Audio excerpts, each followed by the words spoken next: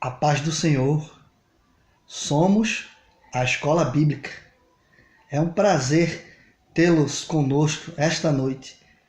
Meu coração fica ansioso, esperando que chegue esse dia, a essa hora, para nós juntos aprendermos nessa tão maravilhosa Escola Bíblica.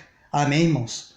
Queridos, seguindo a série Família Segundo a Bíblia, o assunto desta noite tem por título Pai segundo a Bíblia. E vamos, meus irmãos, aprendermos juntos com grandes exemplos que a Bíblia nos deixou para que consigamos vencer nessa tão árdua e difícil missão de sermos pais. Amém, irmãos? Queridos, os personagens bíblicos escolhido esta noite para esta aula está no livro de 1 Samuel, os capítulos 2, 3 e 4. Narram a saga de um pai chamado Eli, um homem que era um sacerdote do Senhor, um homem que exerceu o sacerdócio durante 40 anos. Um homem que teve 98 anos de vida, ou seja, tempo para consertar os erros ele teve, mas infelizmente não fez. E também teremos, meus irmãos, o exemplo do pai que ele tomou tão belas atitudes, salvou da destruição a sua família, que a Bíblia oculta o seu nome, chama tão somente de pai. É um pai anônimo. Você vai ver isso no livro de Lucas, capítulo 15, do versículo 11 em diante, que narra a saga do pai do filho pródigo. Vamos aprender? Amém. Queridos, Eli, como pai, ele nos deixa a advertência para que não pratiquemos os 4 erros que destruíram a sua família. E que se você, se eu, se nós, como os pais, praticarmos esses mesmos erros, também estaremos destruindo a nossa família. Que erros foram esses? Antes de falarmos dos erros de Eli, vamos falar um pouco da sua família. O nome Eli significa Deus meu. Você lembra da frase do nosso Senhor Jesus Cristo na cruz do Calvário, quando ele estava pronto para entregar o seu espírito ao Senhor? Ele disse: Eli, Eli, lama sabachthani. Eli significa Deus meu. O nome dos seus filhos, Ofni e Finéias. O nome Ofni significa fome. O nome Finéias significa boca de bronze. E o nome do seu neto, que o mesmo não teve o prazer de conhecê-lo, se chama Icapô. Foi-se a glória. Agora, irmãos, depois de sabermos o significado, que traz um certo conhecimento e aprendizado na nossa vida, vamos ver quais os erros que Eli cometeu, que você, que eu, que nós como os pais não podemos cometer. Primeiro erro, Eli foi omisso. Segundo erro, Eli foi conivente. Terceiro erro, Eli foi permissível. E quarto e pior dos todos os erros que ele cometeu, Eli honrava mais a seus filhos do que a Deus. Esses são os 4 grandes erros que você, que eu, que nós como pai, não podemos de modo algum cometer. Quando você analisar tranquilamente, friamente, aí na sua casa, no livro de 1 Samuel, como foi dito, e os capítulos 2, 3 e 4, você vai ver que Eli tinha sido avisado dos erros dos seus filhos e cometeu o primeiro erro dele, o erro da omissão. E eu pergunto, será que quando você, eu, nós ficamos sabendo dos erros dos nossos filhos, somos omissos também? Será que nós seguimos o exemplo mau de Eli, de não fazer nada? Omissão é quando você deixa de cumprir algo que é para você fazer e você não faz. É quando você transfere a obrigação de fazer algo para outra pessoa. Eli sabia, foi chegado aos seus ouvidos, que os filhos dele se prostituíam, que os filhos dele roubavam as ofertas feitas pelos israelitas ao Senhor. Eles tratavam mal os peregrinos que iam oferecer ao Senhor. Tanto é que o texto chamam eles de filhos de Belial, ou seja, filhos de Satanás. E Eli não fez nada. Ele foi omisso. Será que eu e você estão sendo omisso? Quando nós descobrimos que os nossos filhos estão fazendo coisas erradas dentro da própria igreja, dentro do colégio, na sociedade, dentro da nossa própria casa, e fazemos como Eli, tapamos os olhos e os ouvidos e nos fazemos que não estamos sabendo de nada. Primeiro erro de Eli foi omisso. Ele foi conivente quando ele não fez nada e mesmo sabendo dos erros dos filhos, deixou para lá. Ele pode-se dizer que ele foi um autor indireto dos erros dos filhos dele, porque ele foi advertido que os filhos estavam errados, os filhos não honravam ao Senhor, os filhos estavam dando mau exemplo. E ele, de modo indireto, ele participou dos erros dos filhos. Ele contribuiu com os erros dos filhos. Será que você, será que eu, será que nós como os pais estamos sendo coniventes com os erros de nossos filhos? Ele também foi permissível quando ele permitia tudo isso que já foi dito. Não fazia nada, deixava para lá e permitia os acontecimentos. Será que você, será que eu, será que nós como pais estamos sendo permissíveis com erros dos nossos filhos? E acima de tudo, meus irmãos, ele honrava mais aos filhos do que a Deus. Será que você, será que eu estamos honrando mais nossos filhos do que a Deus? Pense. Quando é que eu sou omisso, irmão? Quando um filho faz uma coisa errada, por exemplo, e costumeiramente você, nós, muitas vezes dizemos: tua mãe não está vendo isso não? Oi, você não está vendo? Por que você não toma atitude? Olha, quando tua mãe chegar, eu vou dizer a ela: não? Oi, você não é pai, você não está vendo? Por que você não toma atitude?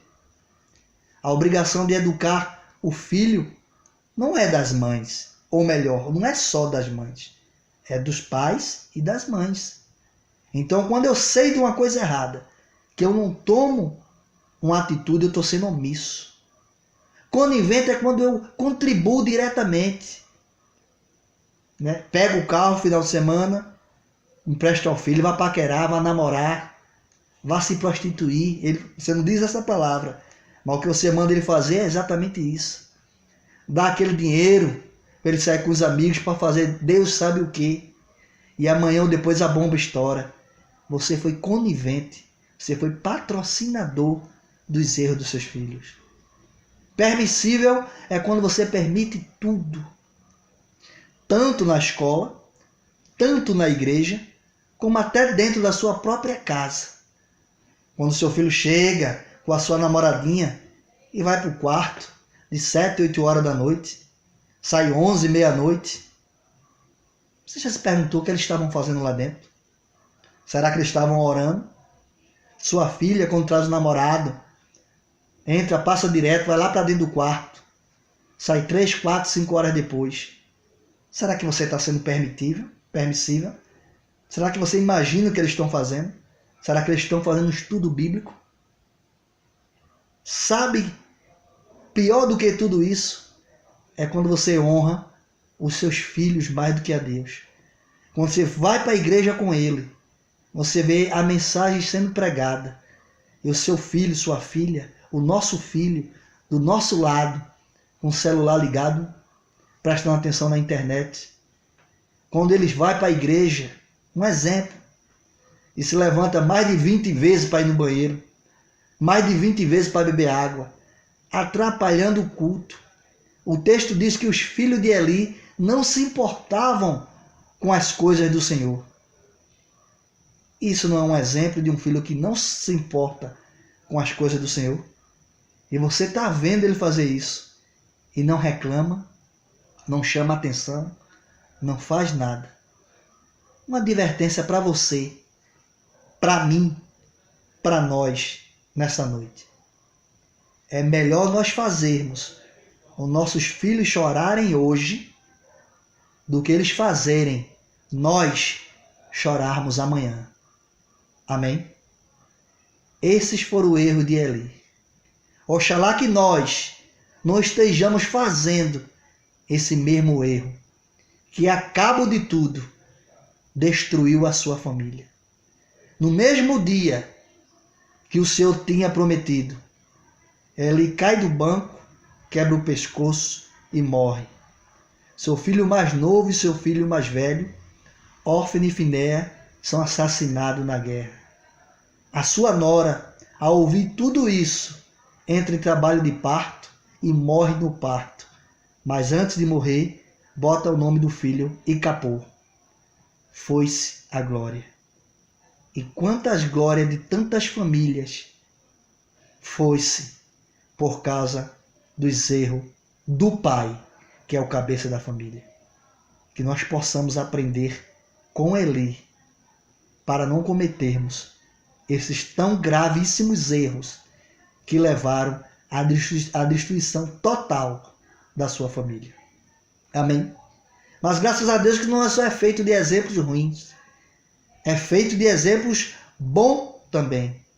A Bíblia nos deixa ensinamentos que devemos seguir e ensinamentos que devemos reprovar. Vamos falar agora de um bom exemplo. Lucas 15, conhecido como o setor de achados e perdidos da Bíblia Sagrada, porque nesse capítulo de Lucas 15, se perdeu uma ovelha e se foi achada, se perdeu uma dracma e se foi achada, se perdeu um filho e se foi achado. Por isso que nós chamamos do setor de achados e perdidos da Bíblia Sagrada. Um pai que não teve o seu nome revelado. O texto de Lucas só chama um pai.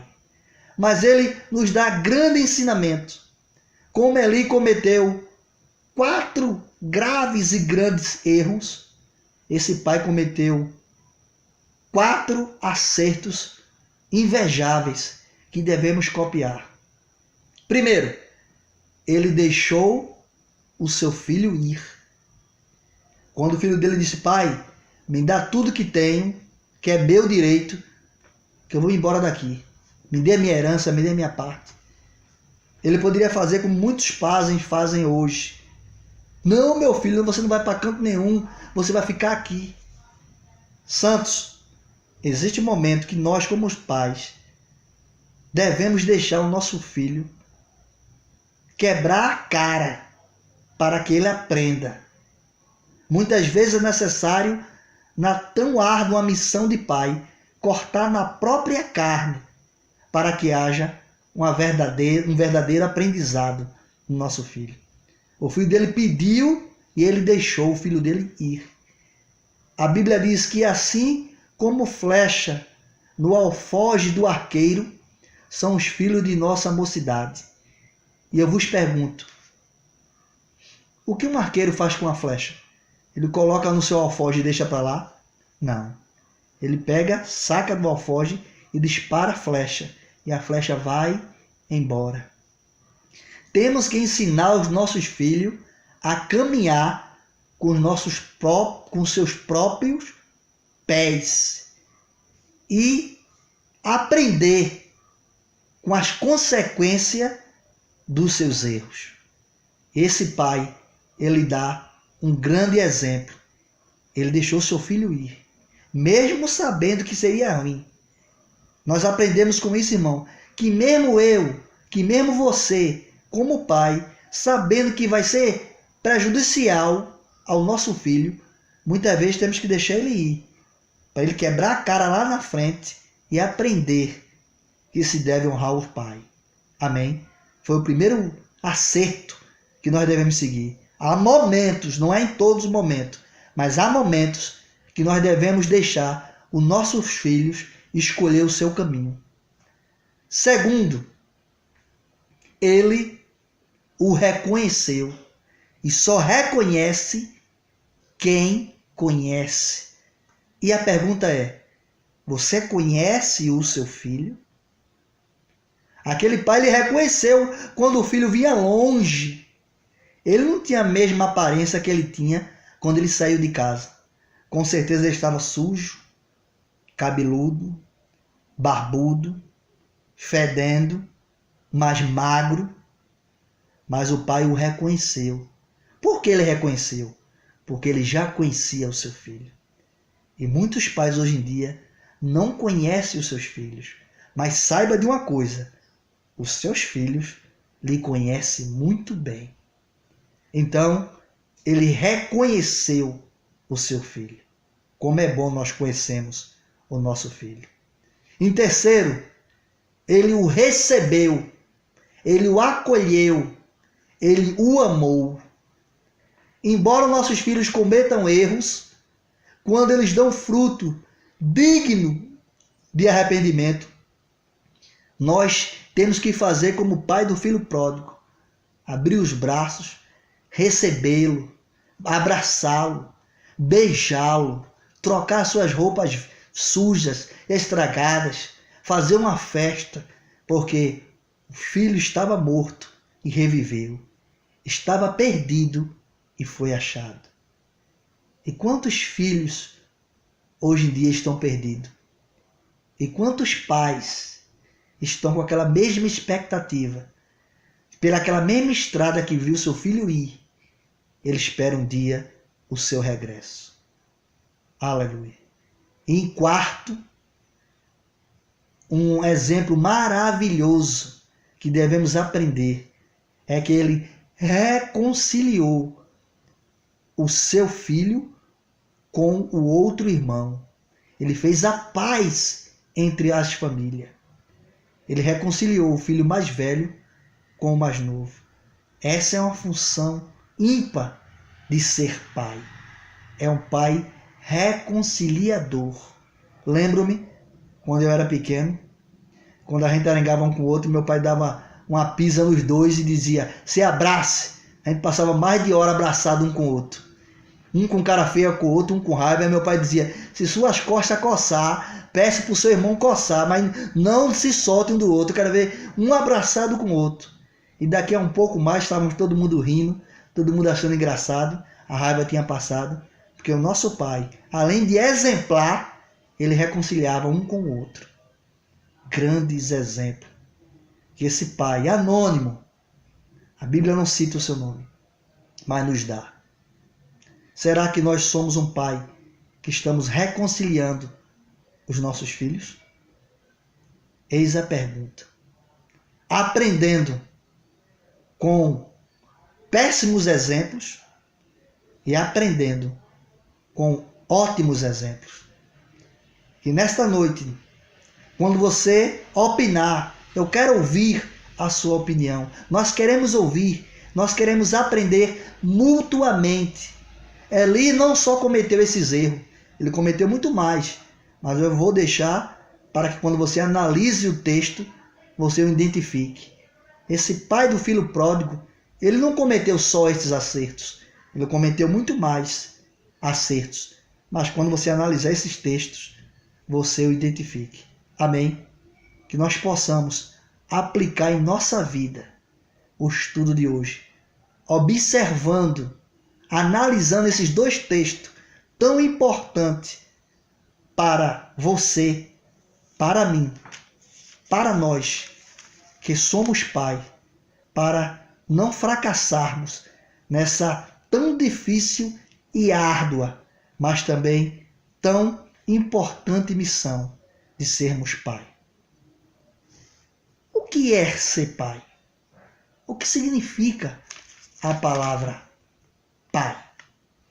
A palavra pai significa genitor, progenitor, homem que cria ou criou um ou mais filhos. Amém? Ser pai é ser competente. A missão de ser pai não é missão para incompetentes.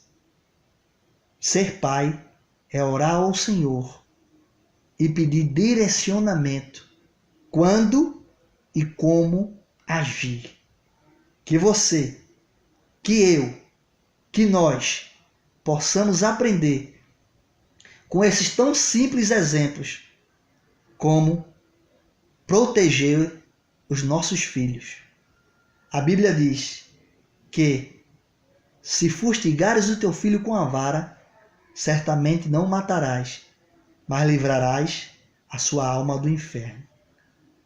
A palavra vara ela tem dois significados na Bíblia.